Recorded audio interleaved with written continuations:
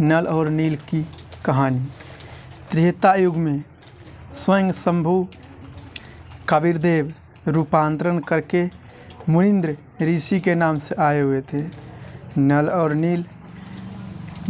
नील दोनों आपस में मौसी के पुत्र थे। माता पिता का देहांत हो चुका था। नल तथा नील दोनों शारीरिक और मानसिक रोग से अत्यधिक पीड़ित थे। सर्व ऋषियों और संतों से कष्ट का निवारण की प्रार्थना कर चुके थे। सर्व संतों ने बताया कि यह आपका प्रारंभ का पाप कर्म का दंड है। यह आपको भोगना ही पड़ेगा। इसका कोई समाधान नहीं है। दोनों दोस्त जीवन से निराश होकर मृत्यु का इंतजार कर रहे थे। दोनों एक दिन मुनींद्र नाम से प्रकट पूर्ण परमात्मा का सत्संग सुनने का अवसर प्राप्त हुआ। सत्संग के उपरांत जे हुई दोनों ने परमेश्वर कबीरदेव साहब का चरण छुए तथा परमेश्वर मुनींद्र जी ने सिर पर हाथ रखता है तो दोनों का अवसाद रोग छूमंतर हो गया, अर्थात नल और नील स्वस्थ हो गए। इस अद्भुत चमत्कार को देखकर प्रभु के चरण में गिरकर घंटों रोते रहे। अब कहा, आज हमें प्रभु मिल गया जिसकी तलाश थी, तथा उससे प्रभावित होकर उनसे नाम दीक्षा ले लिया तथा मुनींद्र साहब जी के साथ इस सेवा में लग गए। पहले संतों का समागम पानी की व्यवस्था देखकर ही नदी के किनारे होता था। नल नील दोनों बहुत प्रेमी भोली आत्माएं थी। परमात्मा में श्रद्धा बहुत थी। सेवा बहुत किया करते थे। समागमों के रोगियों, वृद्धों, विकलांग भक्तों आते जाते तो उनके कपड़े धोते तथा बर्तन साफ करते, उनके लोटे और गिलास मांज देते थे। परंतु ये भोले से दिमाग के कपड़े धोने लग जाते थे तो सत्संग में जो प्रभु की कथा सुनी होती थी उसी की चर्चा में लग जाते। वे दोनों प्रभु चर्चा में बहुत मस्त हो जाते थे। वस्तुओं दरिया में डूब जाती थी। उनको पता भी नहीं चलता था कि किसी की 4 वस्तु लेकर जाता था तो 2 वस्तु वहाँ पर लेकर आते थे। भक्त कहते कि भाई आप सेवा तो बहुत करते हैं परंतु हमारा तो बहुत काम बिगाड़ देते हो।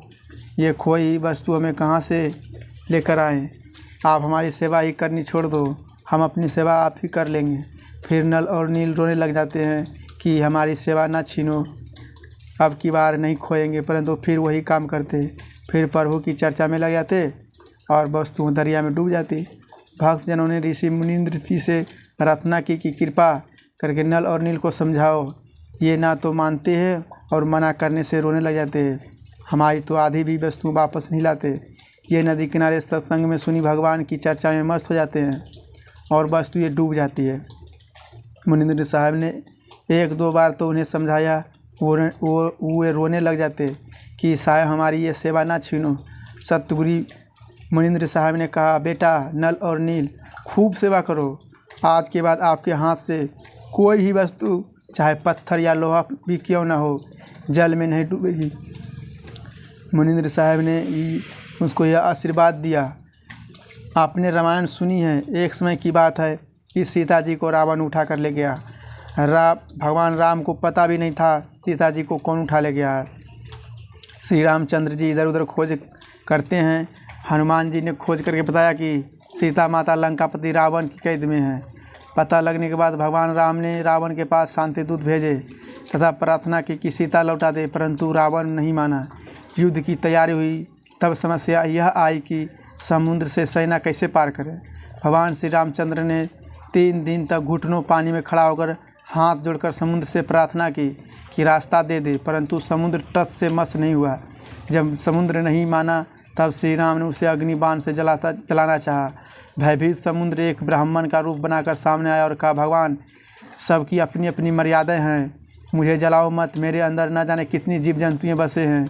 अगर आप मुझे जला भी दोगे तो भी आप मुझे पार नहीं कर सकोगे, क्योंकि यहाँ पर बहुत गहरा गड्ढा बन जाएगा जिसको आप कभी भी पार नहीं कर पाओ सकते। समुद्र ने कहा, भगवान ऐसा काम करो कि सर्प भी मर जाए और लाठी भी ना टूटे, मेरी मर्यादा भी रह जाए और आपका पुल भी बन जाए। तब भगवान श्री राम ने समुद्र से पूछा कि वह क्या विधि है। ब्राह्मण के रूप में खड़े समुद्र ने कहा कि आपके सेना में नल और नील नाम के 2 सैनिक हैं। उसके पास उनके गुरुदेव से प्राप्त एक ऐसी शक्ति है कि उनके हाथ से पत्थर भी जल में तैरने लगते हैं।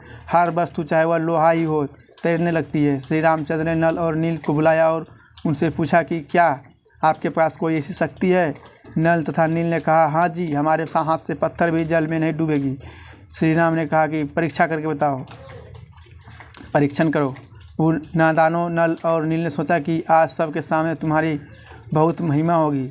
उन दिन उन्होंने अपने गुरुदेव भगवान मुनिंद्र को ये सोचकर याद नहीं किया कि अगर हम उनको याद करेंगे तो कहीं श्री राम ने यह सोच ले कि इनके पास शक्ति नहीं है या तो कहीं और से मांगते हैं। उन्होंने पत्थर उठाया और पानी में डाला तो पत्थर पानी में डूब गया।